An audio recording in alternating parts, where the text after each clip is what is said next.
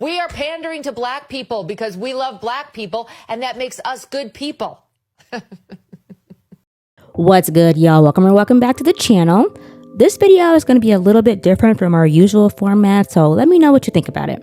So, as we all know, one of the biggest nights in fashion, the Met Gala, took place this last Monday, and I want to talk about it.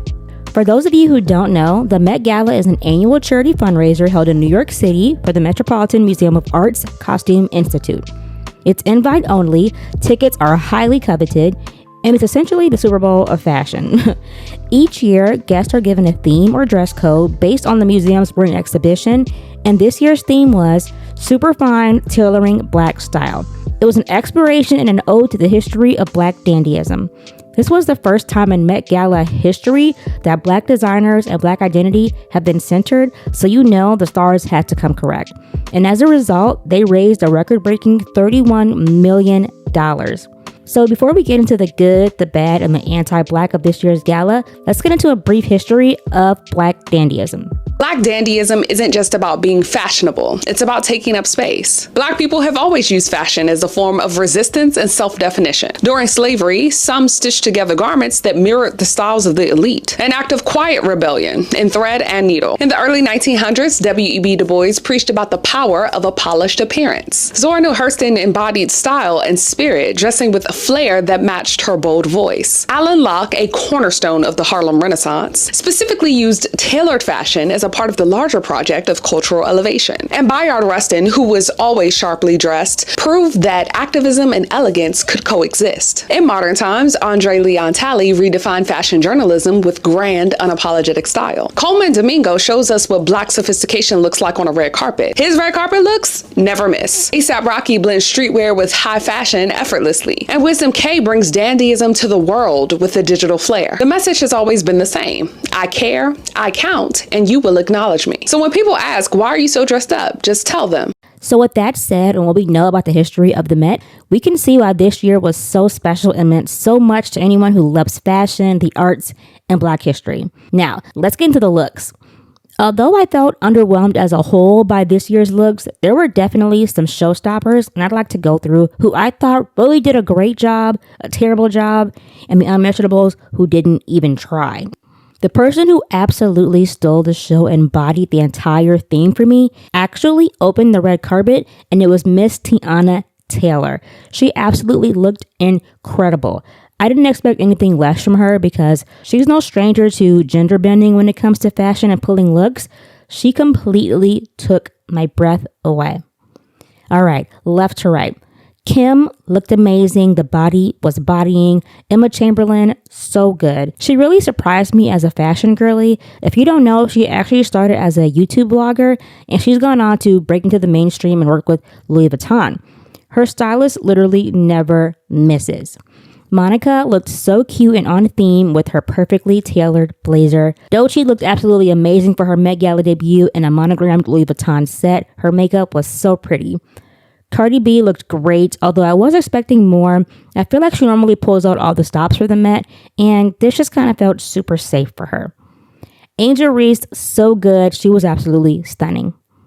Janelle Monáe killed it this year. I mean, I didn't expect anything less from her. If you follow her, you know that dandyism is kind of her whole vibe. I love that she played with the patterns and the silhouettes and accessories, 10s across the board. Quinta B is another one who consistently pulls good looks. Her stylists always do her justice. And these two women, Giovanna and Sarah, they definitely didn't come to play. Tailored beautifully, great use of textures. I mean, they killed it.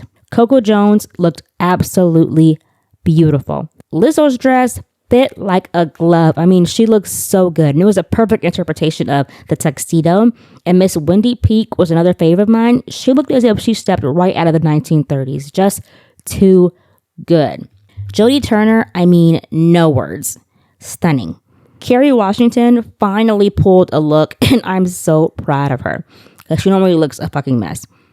Joey King ate down. Probably one of the few white women who actually understood the assignment. No shade. Lupita, the blue was stunning on her. Her suit was perfectly tailored. She looked so good. Savannah James' Met Gala debut, total success. And lastly, the woman who closed out the carpet, my queen, Rihanna. She never misses. And that baby bump, this was the perfect time to announce her third pregnancy. I mean, I was so excited to see her. On to the men. They really didn't step this year, in my opinion, but here's a few who I thought knocked it out of the park. Lakeith Stanfield looked so clean and crisp. Alton Mason gave Slick Rick so good. Caleb McLaughlin was right on theme. Beautiful tailoring and accessories.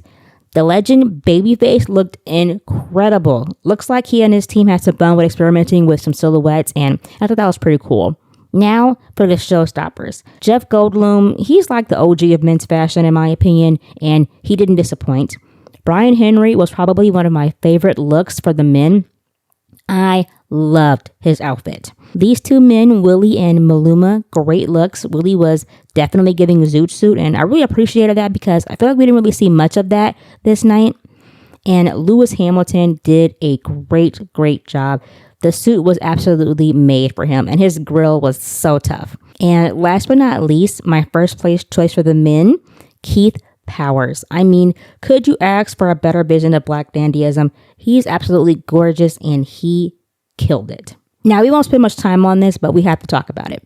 Now, I'm not sure I've ever seen this happen in the history of following the Met Gala, but the Zendaya, who is known for her looks, showed up in the same exact outfit as another guest, Anna Sawai, and it was closely followed up with Jasmine Tookes and Marc Jacobs.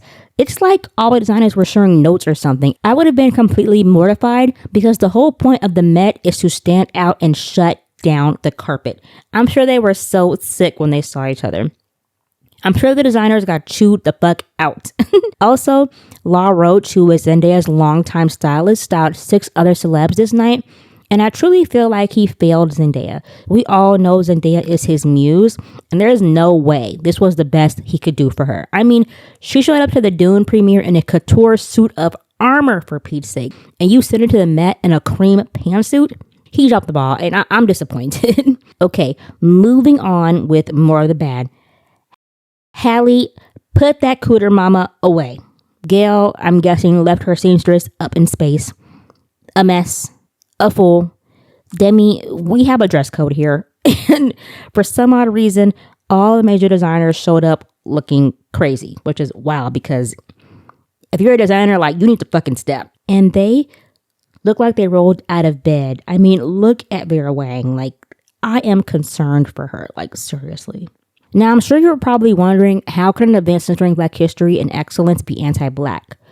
Well, you know, we can't never have anything for ourselves. Anytime Black American voices, creatives, and Black causes are amplified, other communities get uncomfortable and try to sabotage it or redirect attention to themselves because they think we don't deserve it.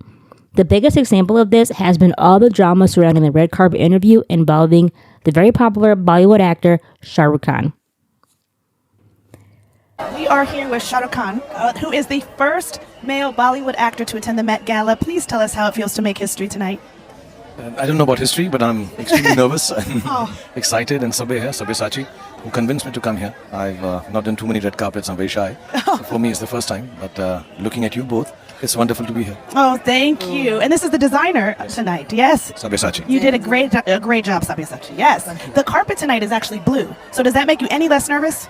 Yes, now I'm absolutely all right. It's okay. Now I'm all there now. Now I'm Everything changes when you find out it's a blue carpet. Right. No, the blue carpet look good too. Yeah. Everybody. I think so. What are you most excited about tonight? For me, most exciting is I have little kids who are very excited about Met. I don't know if I would have come here on my own, but when Sabya suggested that I should come, they went, wow. So I still don't know, is it wow? They called you. Wow, then you'll be good on it. What's the inspiration behind this look, like tonight's look? It's a nice look is because I told Sabir that I only wear black and white, but what is designed for me is what I'm most comfortable in. Because that's how I think it should be. So I'm really excited. Yeah. And just The stick special. Yeah. Oh, I love That's this. cold. and just to give you a little bit of context, Shah Rukh Khan is probably one of the most famous men in the world, and his fan following is legendary. And we nearly had a stampede outside the hotel when he came out.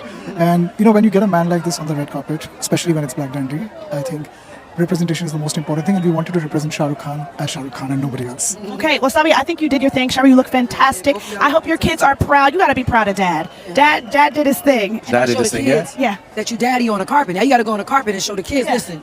I'll be so Yeah. cool on the carpet Yeah. for my kids, you don't know. Yeah, I'm Daddy. gonna do it. I'm a rocket, yes. All right. I bet you're wondering what was wrong with this interview, and the answer is absolutely nothing. But let's watch how Southeast Asians use this as an opportunity to show their whole anti-black asses, and it probably costed this man a successful US crossover. Oh my god. Not people at the Met Gala not knowing who Shah Rukh Khan is. Is everybody okay? Because when they go do their little Googling after the whole thing, they're going to be very fucking shocked. Shah Rukh Khan is literally one of the most famous actors in the world. I get it. America is in its little bubble and not everybody knows things that happen outside of America, but Shah Rukh Khan is an icon. He's legendary. And you know what I loved? How Sabyasachi literally said, just to give you some context, this man is the man. No, but you know how insane that is? Also, Diljit and Shah Rukh Khan ate the fuck down with their outfits. I don't even care. And you know what I love? That Shah Rukh Khan was like, I'm wearing what I'm comfortable with because I think that's the way it should be. Period. Full stop. Done. It's true. I love that Sabya even said, like, Shah Rukh Khan needs to just be represented as Shah Rukh Khan because Shah Rukh Khan is the moment. We don't need to dress up Shah Rukh Khan. Shah Rukh Khan wears the clothes. The clothes do not wear Shah Rukh Khan, okay? What an icon, honestly. What a legend. I'm so glad that he got to have this moment, got to represent for the culture. But yeah, interviewers need to do better, honestly. Come with the research before you step on that carpet. What kind of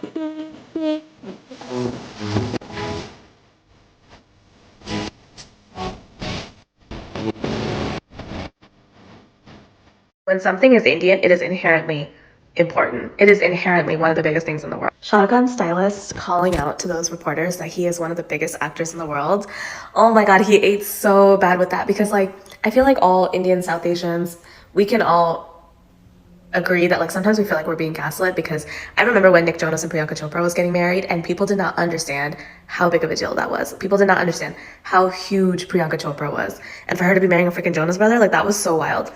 But it's like we're literally like, is anybody else seeing this right now? Because we understand the magnitude of 1.5 billion people. It's so hard for the Western media to really grasp that because they're so good at diminishing us, coupled with our culture really, like, being so modest, so innately passive. We haven't advocated for ourselves. We've always been so separate from one another because of culture, language, religion, barriers, whatever.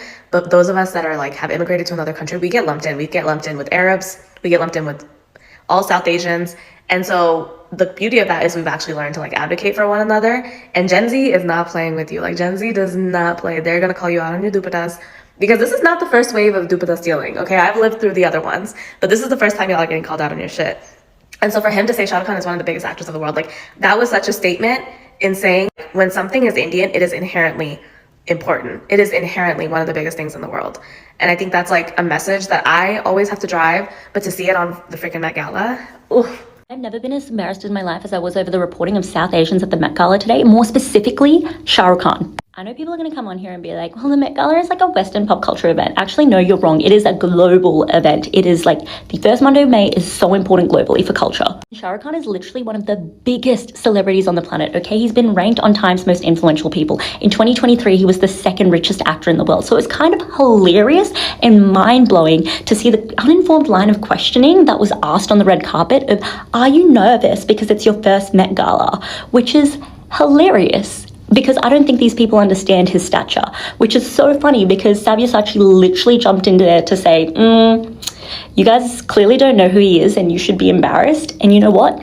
Me and so many other brown people all across the globe are embarrassed for you. At the end of the day, most of y'all just hate black people and y'all hate black culture being displayed in a positive light. That's why y'all will take any chance y'all can to display your anti-blackness and your racism.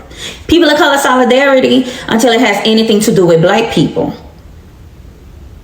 I'm sure you're just as confused as I was seeing this discourse because instead of discussing and celebrating the fact that this was a record-breaking fundraiser, one of the most highly anticipated red carpets in years, how this year was co-chaired by so many black celebs and had such a diverse turnout for the first-time attendees, we spent the last week of some change getting scolded by Southeast Asians for not making this entire night about a man we don't even know. And let's revisit the interview for a moment. Not only did SRK tell Tiana Taylor and Ego he didn't even want to be there, his rude-ass designer fixed his lips to basically say, yeah, to hell with the theme. We decided SRK was going to show up as SRK because he's the moment, he's that girl. Like, read the room. You're a guest at our event in a room amongst your peers. Who are you trying to check here, boo? Black people are always kicking down the doors and extending our hands to bring others along for the journey just to wind up trampled on. We offered you a seat at our table, and this is how you thank us by telling us our event doesn't even matter. It's sick. When something is Indian, it's inherently important. This Met wasn't Indian. This Met was Black. As a matter of fact, Southeast Asians were first highlighted at the Met Gala about 30 years ago in 1994. We had to wait until 2025, and we still wanted to bring others along to shine with us. The fact that you even feel comfortable saying that is because you're anti-Black and you don't see our value. It's clear as day. Calling Tiana Taylor and Ego influencers, trying to check them about not knowing SRK even though they did, while not even understanding who they are and not knowing that they're his colleagues is absolutely insane. They couldn't wait to attempt to humble these Black women. They were nothing but kind and respectful to SRK. Where the fuck do y'all get off trying to hijack our night? Like, seriously. And turning it into a protest for representation at that. Nobody ever gives a fuck about representation until Black people get the spotlight. And let's just call it a stack. The Diana Ross, the queen of Black Hollywood, was there. And we haven't seen her at the Met Gala in about 22 years. So if we were going to fangirl over anybody, it would have been her. SRK, take your designer and go. Because what could have been a chance at a Black and brown solidarity was ruined by your racist ass fans and your arrogant designer. The masses may not have known who you were before this, but we certainly are going to be looking into you now. Some of us did do some digging, and we found out that this man is the face of a skin bleaching company and also had an affair with Priyanka Chopra Jonas and ran her out of India. So yeah. And not only do we have to get this hate from the Southeast Asians, we also got it from others as well. As a Congolese girlie who watched the Met Gala last night, I was suspecting this. And this too. We just can't catch a break. And I'm proud of all the Black creators who stepped in to shut all this shit down, forcing a lot of these people to either backtrack or remove their videos entirely, because how dare y'all? Anyway, overall, this Met Gala was a huge night for Black culture, and it was truly long overdue. I hope it sparked some interest into our contributions to fashion and the arts, and that in the future, I hope people will take a step back and just let us have our moment, because we deserve every one of them. Let me know what y'all think of all this. Did you watch the Met Gala? Who was your best dressed? And what are your thoughts on all the anti-Blackness that we experienced at the hands of this gala? Like and subscribe if you enjoyed this content, and I'll be back with another What Took TikTok real soon. Bye!